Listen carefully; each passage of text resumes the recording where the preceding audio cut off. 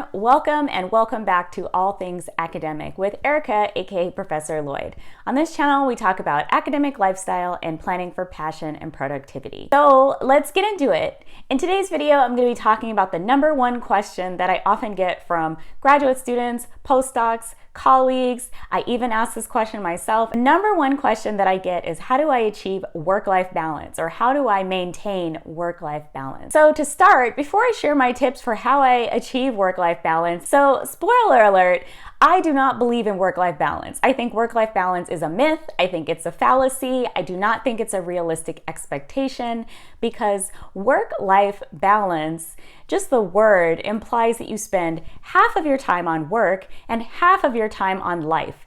And that half time that you spend on life consists of all of the other things outside of work, including eating, sleeping, showering, spending time with friends and family, hobbies, doing whatever else that you want to do. So you spend half of your time on work and half of your time on everything else. And I just don't think that that's a realistic expectation. The hyphenated term work-life balance implies that work is not a part of life. And I also don't believe in that. I believe that we have a life, and that work is one component of our life in addition to all of these other components.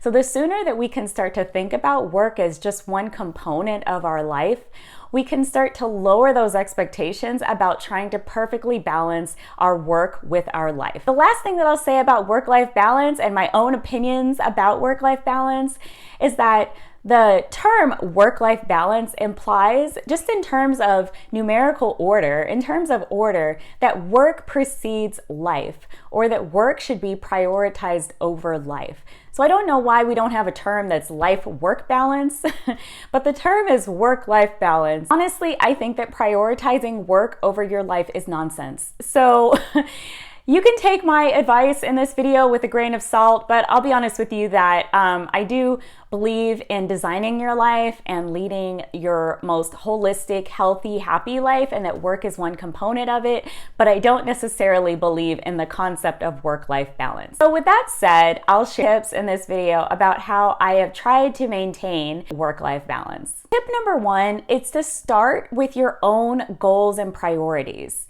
Because if work is not a part of your priority, then it shouldn't be the thing that you spend most of your time and energy directed towards. Design your own life and think about what you want your life to look like. And starting with your own goals and priorities can inform things like the types of jobs that you're willing to accept, the type of work that you want to engage in, where you want to spend your time. So you have to start with your priorities even before you start to think about, how do I balance work with life? So my suggestion might be just to write down some of your goals and priorities on a piece of paper. Just start to draft, what are some of my goals? What are some of the things that I want from my life?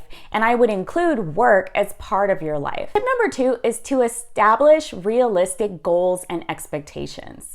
So I can't tell you what your goals and expectations should be, so that's related to tip number one. You kind of have to think about, what are my goals and priorities? What are my expectations?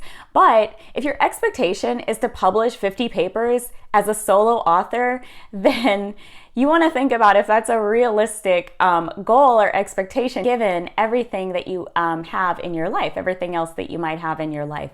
So we want to start with realistic goals and expectations, things that are actually attainable given the constraints of our life. Number three is a really important tip, because it's advice that I've gotten from lots of colleagues and people in my life. So tip number three is usually phrased as think smarter, not harder, which I think is a bit insulting to think that we're not thinking smarter. But what I take from this piece of wisdom is that we really want to try to work more efficiently. When you're a graduate student just starting out and you're learning new research skills, or you're starting out on a new research project or endeavor, things will inevitably take longer because you're learning new skills and a new body of literature. And this is the same for any type of transition. So I've noticed in my career, when there are important transitions transitions from, for example, graduate school to postdoc, postdoc to faculty position, or changing universities, there's always a bit of a learning curve in terms of the things that I don't know and learning these new skills and learning this new content area. And over time, you will start to notice that you can work more efficiently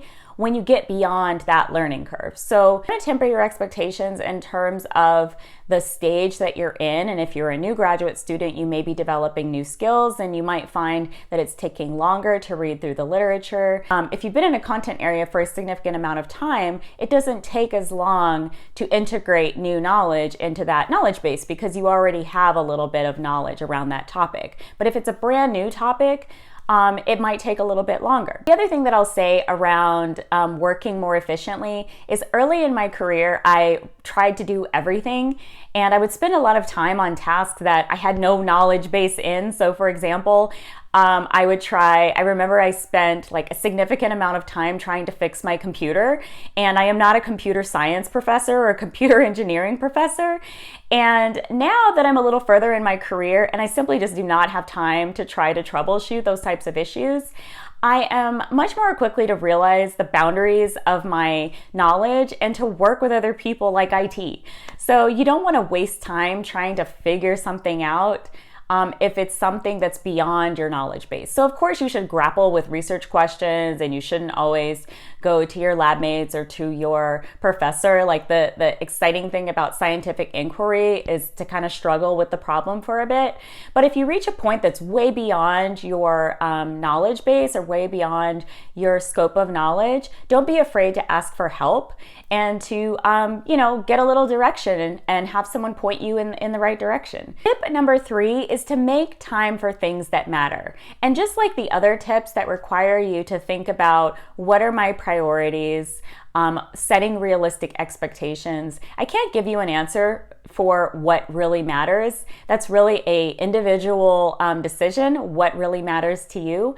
But you really want to spend time on the things that matter because life is short and the work, unfortunately, will always be there. I had a mentor who told me when I was a graduate student that as she progressed in her career, she actually found that she had more responsibilities when she became an assistant professor and then an associate professor and then a full professor, that at each stage she had more responsibilities. And I realized, how is it possible to manage all of those different tasks? Like if you're going to be more busy when you get to the higher stages of your career, how is it possible to do any more work in the amount of time that we have? But you have to really spend time on the things that matter to you and the things that are a priority to you. The last tip is to be intentional and be mindful. So one thing that I like to do is focus really intentionally on the task at hand. I like to be really intentional with the amount of time that I'm going to spend on specific tasks. So one thing you don't want to do is if you've allocated an hour to work on editing a paper, or if you've allocated an hour and if you only have an hour in the day to work on a specific task, you don't want to engage in what I call productive procrastination. So productive procrastination is where we're still doing things, but we're not doing the thing that is the most important or the thing that we've intended to do. So you don't want to spend your one focused hour responding to emails, for example. So you're doing something that's productive, but it's not necessarily the thing that you set out to do. So in that case, you're also procrastinating from the paper that you intended to work on. So you want to be really intentional with your time.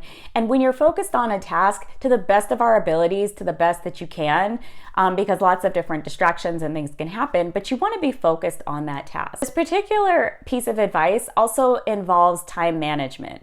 So if I know that I have a big family trip that's coming up, or if I know we're going on vacation, or we have something that's coming up, or like a holiday with my family, and I like to be present with my family. I don't like to spend time with my family and be worried about work or worried about other tasks. So what I do is I try to build in enough time to prioritize the things, the tasks and the deadlines that need to be completed before that trip or that activity or whatever event we're going to be attending. I try to get my work done to the point where I feel comfortable that I can go, be with my family, be present, and not feel guilty about the time that I'm spending with them.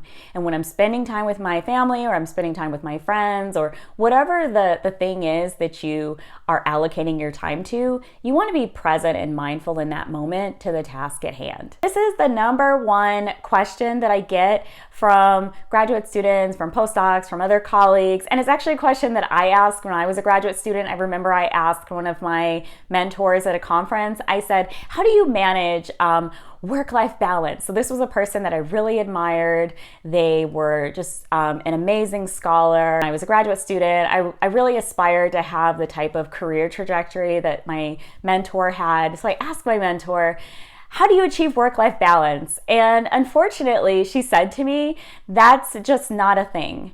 And the advice that she gave me really stuck with me, because what she said was, work-life balance implies that I'm always spending balanced amount of time, so balance like a scale, on work and life, and that's just not possible. So sometimes your life will inevitably take on will need more of your time and energy. And sometimes work, if you have an important deadline or some important goal for yourself, will take on more time and energy. And what I do is I try to prepare my family for those types of in my family, what I do is I try to prepare them for those types of events that are coming up, or I just communicate with my partner and I tell them, I have this really big project coming up at work, just to let them know if I'm looking a little frazzled or if I'm a little irritated, this is why, because I have a project. So I just ask for their compassion and their understanding, but it doesn't become a habit.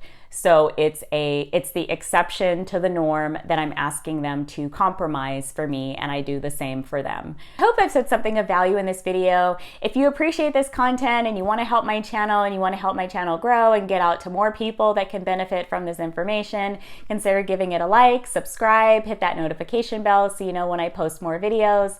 Consider sharing with a friend or colleague who may be thinking about how to balance their work with their life, or how to fit their work within their life. And if there are topics that you'd like for me to cover, post those down in the comments below, or send me an email. I'll post my email in the comments below. Send me an email if there are any topics that you'd like for me to cover, and I'll do my best to address all of your comments and respond to your emails. And I'll see you all in the next video. Bye, everyone.